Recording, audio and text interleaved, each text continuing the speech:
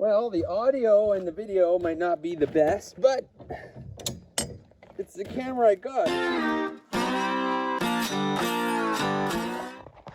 Ah, beautiful scenery, eh? Could do without that, though. That. Not the tire's fault either. No, you had a decent service life. Why waste the opportunity to, get a little film? Get that like that. Oh, see, good, just enough. That's why I carry them 2 blocks in the trailer, because without those blocks, the jack handle's too long and it won't click. You don't want to cut the jack handle off because then you don't have as much leverage, etc., yada yada. Before I jack that up too far,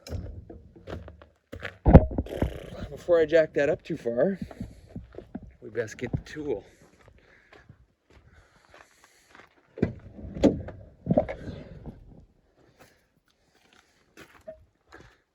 Does that look familiar? Tools every man should have. YouTube short series. Just for this very reason. Because I'm not like, oh my God, how am I gonna? No, I got all the tools. I just still not jazzed about doing it. One of these fits. That one there.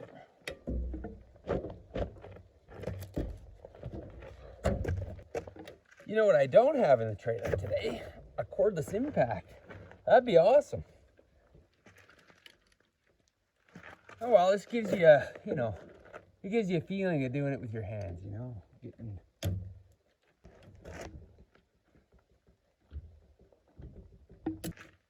So I was just talking with another guy about a job that's coming up, and there's a bit to it and it's involved and whatever.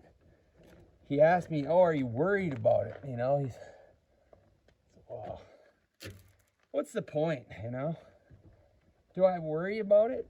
Do I worry about any of this stuff? I don't think so. I mean, if you worried about every little thing, you'd live in such a state of stress that would you really ever would you enjoy yourself? Ever? I don't think I would. I mean, look at this. I didn't know I was going to get a flat tire today. I'm prepared for it. Still inconvenient.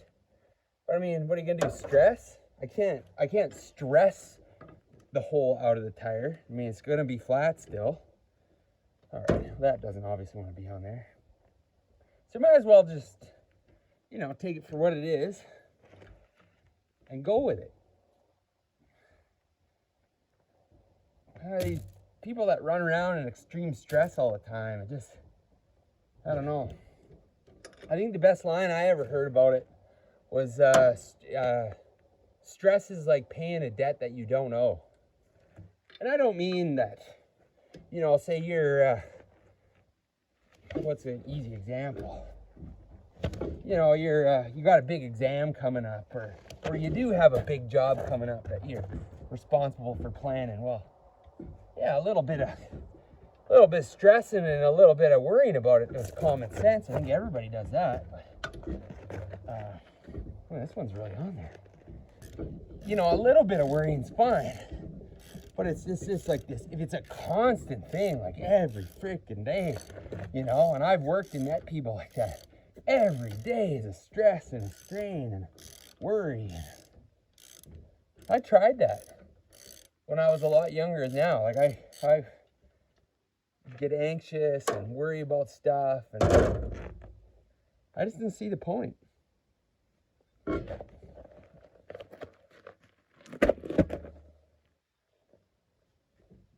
It gives you a good chance to check everything else. I just did the wheel bearings on this trailer, actually. Probably should have put a new set of tires on it right then, too. All right. Well, I can imagine that the audio on this video is all over the map. No GoPro, no Rode microphone. We're just giving her. Oh, look at that tire. That tire is brand new. That is brand spanking new.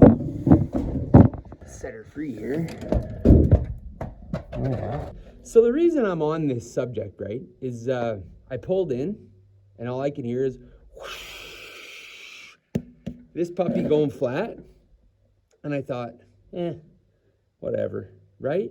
Some people that would just derail their whole day, every little thing. Oh my, oh, woe is me. I didn't sleep last night, this, that, and 12 other things. It doesn't make no difference. I cannot worry my way out of these things. There's a difference between, I think worrying's a bad word. Concern over a subject is valid. You're responsible for things in life as an adult. You got some concern about things. That's valid. You should put some time and effort into thinking about that stuff. But just straight up fretting about crap all the time, silliness, wasted energy. So this is what happens when you work by yourself all the time. You think about whatever pops in your mind. The iPhone works pretty good, actually. The tripod you're sitting on, oh, can't do nothing about that. The tripod you're sitting on, that's not that great. But he's back on here. Lickety split. And I think, and here's the real ticket, the difference between logical, rational folk like you guys watching and myself is that I'm going to make a phone call. It's the first thing I'm going to do when I get up to the job here, because there's cell service.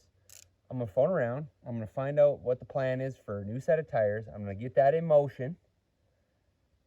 Yes, granted, if I would have done that a week ago, I wouldn't even be in this position, but I didn't. So you do something to help yourself.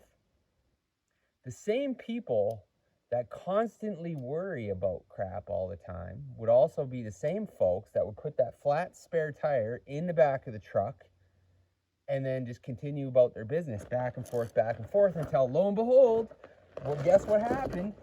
You got another flat tire, and then oh, why does this happen to me, and whatever. The Chicken Little, the sky is falling all the time, but yet there's never anything being done about it.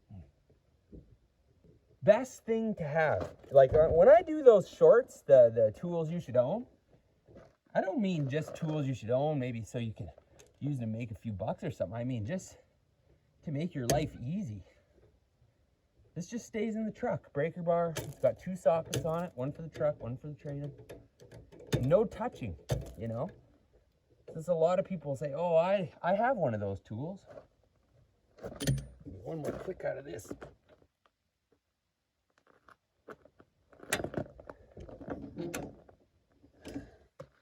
Nothing says safety like a jackal, eh?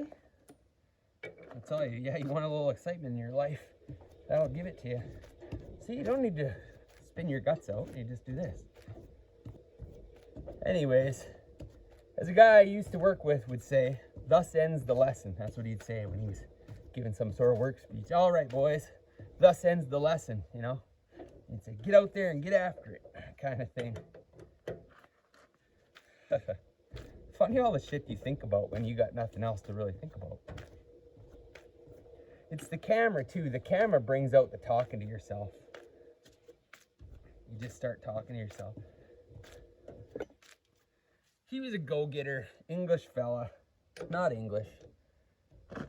Yeah, no, he wasn't English. He was from South Africa. Not even remotely the same thing, but he did a lot of funny things. He's one of those guys, we didn't always get along, but I'll remember him forever, probably. Because, you know, he taught me a few things, and he was a hard guy, but, you know, he's always fair about things. The way I'm talking about him, he was obviously in charge. Just make sure these are snugged up before I set down off the jack. And then I'll tighten them up proper. He was a funny guy. He would say stuff like, just little sayings, right? That you never hear. We'd be on the road traveling, and he'd always say, "Oh, we should stop for a cuppa." And of course, common where he's from, and he wanted to stop for a cup of tea. He'd just say, "Oh, we'll stop for a cuppa." I always thought it was so funny, you know. And then he'd be. This is funny, but it also got a little irritating. Driving down the highway, like, so where we used to cover for work, I mean, you could drive for 4 or 5 hours to get where you're going. He would read the road signs to himself. He's not talking to me. Best Western Inns and Suites. I don't know, whatever the next, you know, road 123, street 456. And he'd just read the billboards, road signs, you name it. It's like he was passing the time in his own brain. Ah, man. It is nice out, though. It quit raining. It quit raining. You can't beat that. I mean, you just look at this.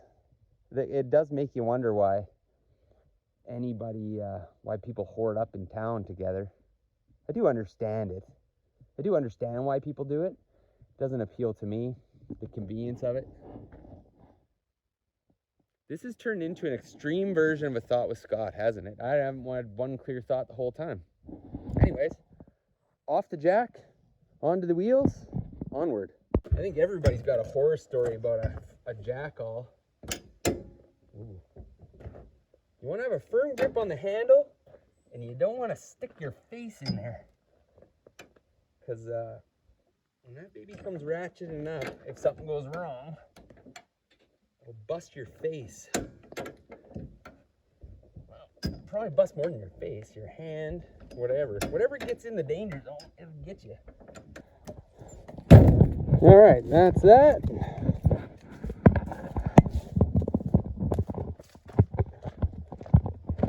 That's that. Probably should close these. All right, canopy secured.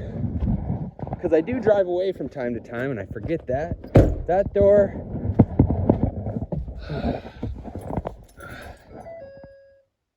Jesus, shh. Be dinging at me. The truck better work now. All right, nothing but success. We're buttoned up. I think I remembered everything. Jack away, blocks away, doors are shut. Yep, there's a wheel on there. Well, I hope you enjoyed a little bit of chit chat. I'll certainly investigate some tires that are a little thicker than the toilet paper at a gas station rest stop. If there's anything bugging you in your life, I hope there isn't bothering you too much. And if there is something bugging you, I hope there's something you can do about it. And, well, it's cold and dreary out. Maybe you should do like that old South African guy I used to work with. He would say, just go have a cuppa. We'll catch you on the next adventure.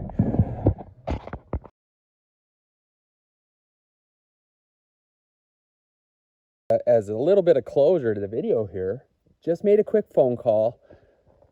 8-ply, good brand trailer tires in stock. They're going to bring them up to their tire shop that is only 10 minutes from where I live, and they've got me scheduled in for first thing tomorrow morning. See? This is no need to stress. It's always ups and downs. The best answer you can give is a maybe. Well, was the flat tire a good thing or a bad thing? Maybe. You know, it's funny too, how I think some of these things, is connected.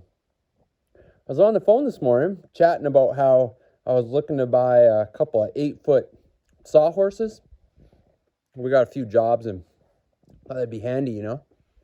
And I thought, well, I don't know if I need them right now. I'm on the fence, right? I literally mentioned this morning on the phone, I probably should. I gotta buy some tires and do some work on some of our gear we already have, and I am pondering like guys do, right? Like, oh, should I buy this? Should I not? Ta-da! All on the same day. Probably coincidence, but I mean,